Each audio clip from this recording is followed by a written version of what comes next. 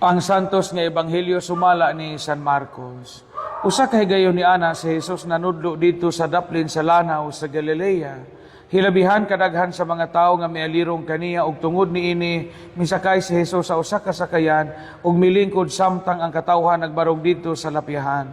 Nagtudlo siya kanila sa daghang mga butang pinagi sa mga sambingay kini usa sa iyang gitudlo kanila. Pamati kamo. May usa ka tawo nga miadto sa uma aron pagpugas. Samtang nagsabot siya may mga binhi nga nahug sa daplin sa gianan ug miabot ang mga langgam ug gipanuka kini. Ang ubang binhi nahug sa yuta nga batuon ug tungod kay mabaw raman ang yuta niini dali ra kining miturok apan sa dihang na inita na kini pag-ayo sa adlaw nalaos kini. O kay wala man makagamot pag-ayo nalaya. Ang ubang binhi nahug sa dapit sa mga sampinit. Una mitubo ang mga sampinit ug milumos sa mga tanom. Tungod niini wala sila magkapanguhay.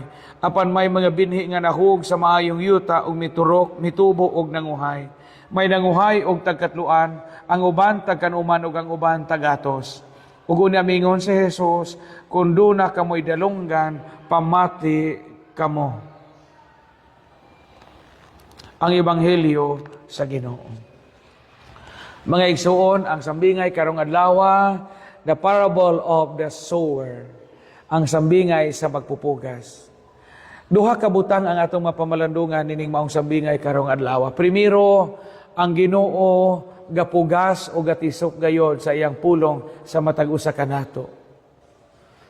Gipugsan kita og liso sa pagtuo kada usa kanato labi na diha sa atong buniyang. Gitisukan kita. No? Murag gitamnan kita sa pulong sa Dios sa atong kinabuhi.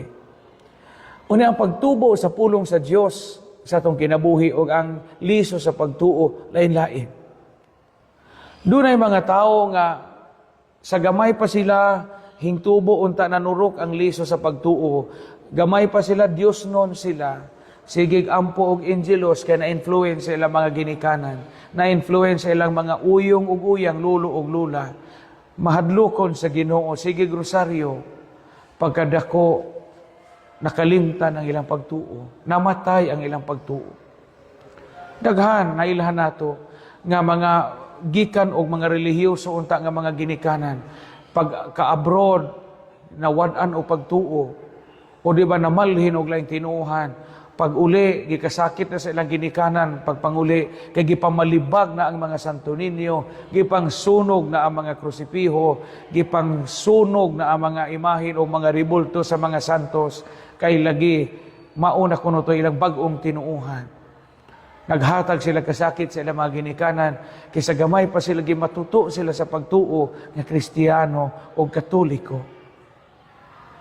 Daghang mga tao nga sa gamay paunta, mahadlokon sa Dios, pagkadako na, mo'y number 1 nga nangatake sa simbahan. Mo'y number 1 nga kusog mo tulisok sa makalihukan sa simbahan. Mo'y mo biay-biay sa mga pare, mo biay-biay sa Santo Papa o sa mga obispo. Unya sa gamay pa, mga bata nga diha pa eskwelahan sa Katoliko nga eskwelahan, mga bata nga matuto o mga ginikanan nga tiunay nga mga Dios non unta. Namatay ang liso sa pagtuo diya sa ilang kinabuhi. Importante ang liso nga makatubo o makabunga. Mao ni dinhi sa ebanghelyo karon, gipahinumduman kita. Di paigo ang liso nga moturok, di paigo ang liso nga mabuhi.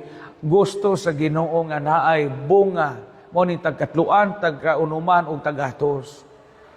Mga nindot mangutana kita mga igsoon sa ebanghelyo karon.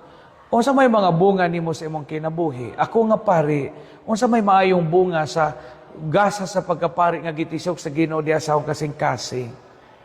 Kamo nga mga minyo, kamo nga mga minzo, unsa may bunga sa inyong kaminjoon nga gihatag sa Ginoo sa panahon nga kamo gikasal? Kamo nga mga produkto o mga Catholic schools o Catholic institutions of learning, ang liso sa Catholic faith nga gipugas ninyo, kumusta man ron? Kumusta man ang maong liso? Namunga ba mo? Nakapakita ba mo ka sa katilingban nga mga maayo nga mga Katoliko Kristiyano inyong kinabuhi? Makapasigarbo pa kita sa simbahan nga kining mga alumni nato sa atong Catholic school, sa atong alma mater, dalaygon og kinabuhi. They are devout and pious Catholics, mahadlokon, maanyampuon, o labaw sa tanan, matinumanon sa mga balaod sa Dios o sa simbahan. Paningkamot nga makabunga ang liso sa pagtuo, gasa sa pagtuo, nga gitisok sa Ginoo nato. Kaya importante nga makabunga kita.